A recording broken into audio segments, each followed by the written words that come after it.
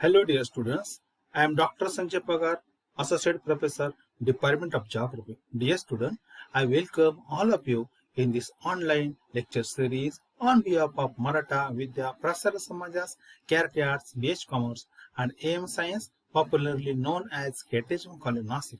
Dear student, this is our M.Sc Geography Part First Class, Semester 1, and title of our subject is Principles of Economic Geography, and the paper code of this subject is GGUT-113. Dear student, today we are going to discuss our topic number 6, that is trade. And in this topic, we have a first subtopic, that is definition and type of trade. Dear student, in previous lecture we have discussed detailed information about role of transport and communication and economy. For today's lecture, we have a study objective or learning objective that is very simple to discuss definition and type of trade. Dear student, this is our chapter number 6, and in this chapter we have 4 subtopics. That is, first is definition and type of trade, second is factor affecting on international trade, then we have third subtopic, that is problem and prospect of international trade with reference to India, and last one, that is very important, e-commerce. So dear student, today we are going to discuss first topic, that is definition and type of trade. You know that student, trade is an important tertiary economic activity of human being, and it is a very important tertiary activity of when we are talking about the various economic activity of the human being. Trade is an important social activity also. Trade is important because all countries have limited resources to respond to their people's needs. You know that the people would like to fulfill his various needs, especially I am talking about the primary needs, secondary needs. So for that purpose, but you know that in the world, no a country that have the all things are available inside their boundary. So for that purpose, sometimes he want to buy or the import the various things from the other region, and sometimes he has a lot of things, surplus things of various surplus production of various things. So that time, by fulfilling his need, when he have a extra production of any things, that time he export to the other region or maybe the where it required. So dear student, so therefore trade is very important for such type of the selling and buying the various things at the local level, regional level, nation level, and the international level also. So countries trade with the one to another to complete each other needs. I talk about that. It become a more important to the world today because the need have since not just evolved but also increased, and people desire more. So therefore, trade is part and parcel of our life, and without trade, we are not going to survive for a long period. Let us talk about the definition of the trade. What do you mean by definition? The very simple definition of trade is the action of buying and the selling goods and services is known as a trade. It is action, it is a process in which we buy something and also sell something. So therefore, this is a very simple definition. Trade is nothing but it's the action of buying and the selling the goods and the services is known as a trade. Dear student, another important definition, the buying and selling of the goods and services for money is called as a trade. Dear student, this is a very important definition of the trade. And in this definition, what is important? That buying and selling of goods and services for money, that is very important. So without money, we are not going to buy or sell anything. So therefore, money is very important means of that what you can say the trade. And therefore, in this definition, the three things are very important. That is buying, that is one process, selling is another process, and what about? It's about the goods and services and in the form of the money. So therefore, this definition is very important. The trade means the buying and the selling of the goods and services for money is called as a trade. Another important definition of a very comprehensive definition of the trade is the activity of buying, selling or exchanging the goods or services between people, firm and the country. See, this can happen at 3 levels. At the individual level, means like a people can buy and sell these things. Firms, maybe institute also maybe buy and sell this thing. And the country also, at the international level, one country from another country, you can say the India can be buy or the sell to USA, and maybe the bring some from the USA also. So this can be happen. And if we're talking of the firms, maybe institute, maybe the one institute from one private institute from the NGO, that is the NGO from the government institute, or from maybe the government institute from the private institute. So that can be happen from one industry to another industry, maybe can happen. So people from one region, people from the other region, people from Maharashtra can we buy the banana from the Jalgaon, and Jalgaon's people can we buy the grapes from the Nasik. So it can be possible anywhere. So trade is the activity of buying, selling, or exchanging goods or services between people, firms, and or the country is known as a trade. So dear student, another important, nowadays one very important concept, that is a recent concept, e-commerce. So e-commerce is also very important. This is similar to the trade. See, what is meaning of the e-commerce? E-commerce is the process of buying and selling of product and services by business and the consumer through an electronic medium without using paper documents. So that is very important. You know that this is a very famous process today we have. So online marketing, online banking, online shopping, this everything is going on. So that is a part of the e-commerce. In e-commerce, what we are doing, we buying, we selling goods and services by using the electronic media. It maybe you can say the online banking, online shopping by using the credit card, debit card, or maybe the Google Pay, or maybe some various type of the online banking. Those numbers of things by applying by online with help of the internet, you can buy, you can sell everything, that is maybe the goods, maybe services. So these all are the part of the e-commerce. So this is also the type of the trade we have recently introduced in the world, and each and every country, especially I'm talking about in the city area, in the advanced country, this is a part and parcel of the people's life. So this is about the e-commerce. We will talk about the detail in our last subtopic. So that time we will discuss what is the various definition of the e-commerce, the characteristic of e-commerce, type of e-commerce, problem and prosperity e-commerce. That time we are going to discuss. Now let us talk about the type of the trade. So you know, the student, there are two major types. The first is the internal trade, that is the domestic trade, and second the international trade, that is the foreign trade. But today in this lecture, especially we are going to discuss the first type of the trade, that is internal trade. It is also known as the domestic trade or the home trade. Let us see and just as talk about the internal trade is also known as a home trade. Let us talk about what is the definition of the internal trade. First, a very simple definition: a trade which is conducted within the political and the geographical boundary of the nation is known as the internal trade. See, what a simple definition. Trade which is conducted within the political and geographical boundary of the nation is known as the internal trade. See, here we have the map of India. So this is the political, or maybe you can say the geographical boundary of India. So within this we have number of states and territories. So we have the Maharashtra, we have the Madhya Pradesh, Gujarat, Rajasthan, Kerala, Tamil Nadu. The numbers of the states are there. So when the trade is carried out between the Maharashtra and Madhya Pradesh, then it is known as a internal trade. Because why? Both states are located within the boundary of India. So the trade can be happen between Maharashtra and any state of the India. From it may be the Delhi, it may be Jammu and Kashmir, it may be the Andhra Pradesh, it may be the West Bengal, Bihar, Rajasthan, Gujarat, Uttar Pradesh.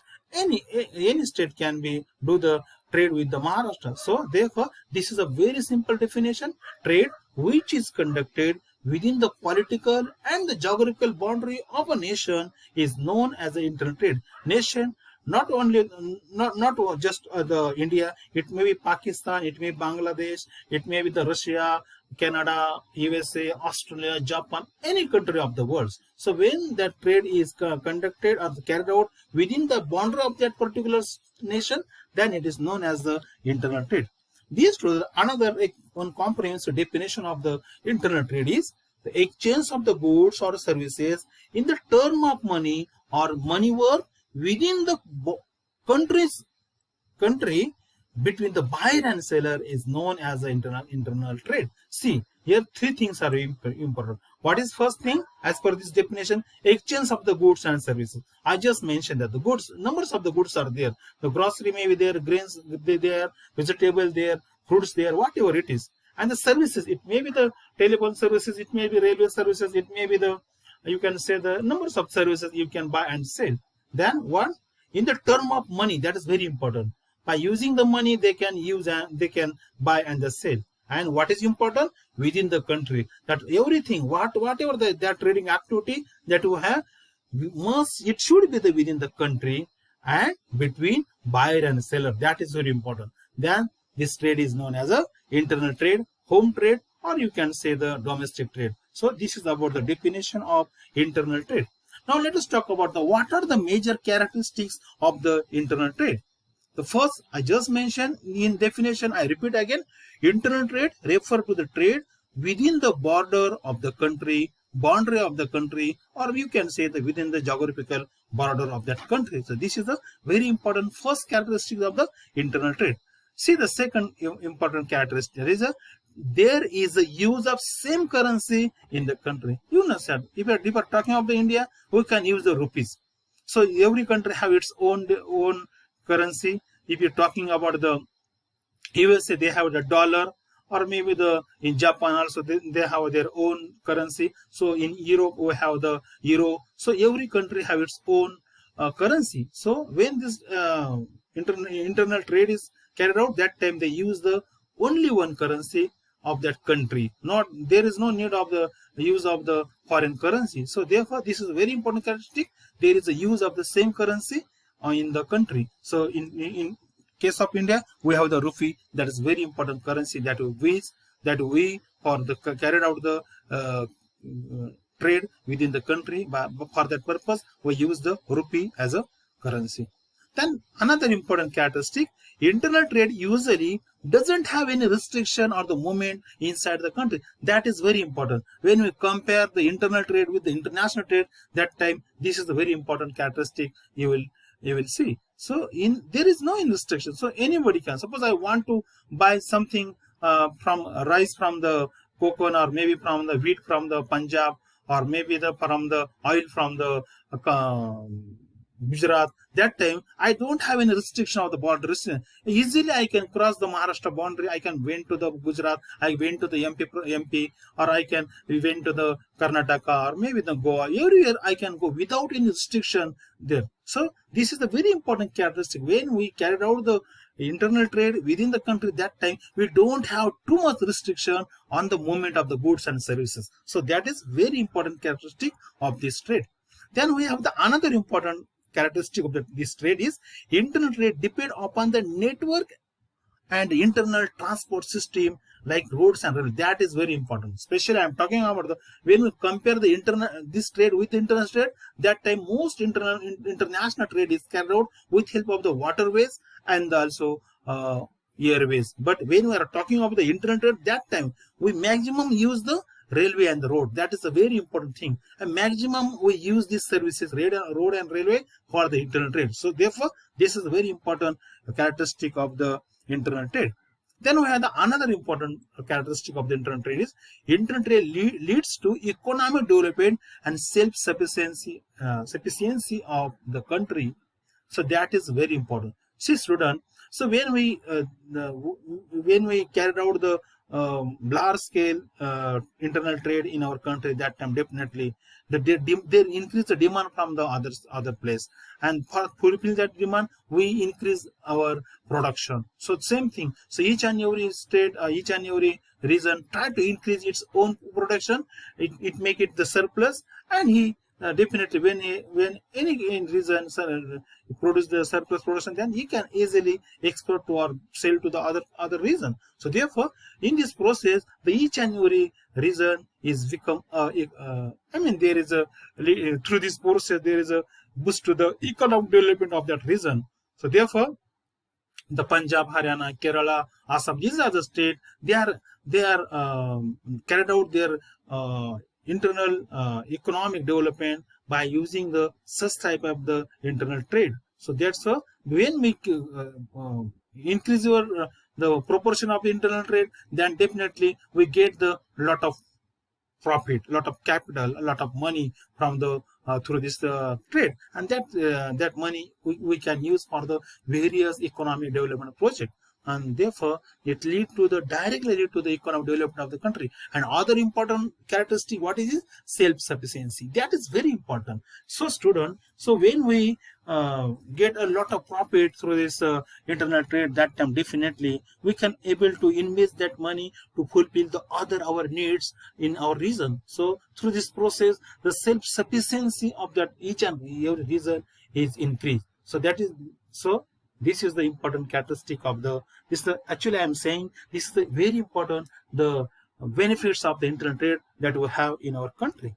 Then another important characteristic of this trade is the home trade involve the favor documentation and the approval from the government to transport the goods. Yes, this is also important. There is there is no requirement of the what you get the numbers of document and the approval from the government. Easily you can, by one application we can get the very easily approval and the permission from the government to send your goods and services from one region to the other region. So that is only what we can say. Just we want to complete the process as per the official process. So there is no delay, there is no any restriction, not too much time we have to wait for the reply. So within few days or maybe within few hours online also we can get the approval from the government office. So that is about, but see, that is not possible in the case of international trade. So therefore this is very important when we are talking about the internal trade. That time we have a very good benefits, very good characteristic of this trade. Let's talk about the another important characteristic of the internal trade.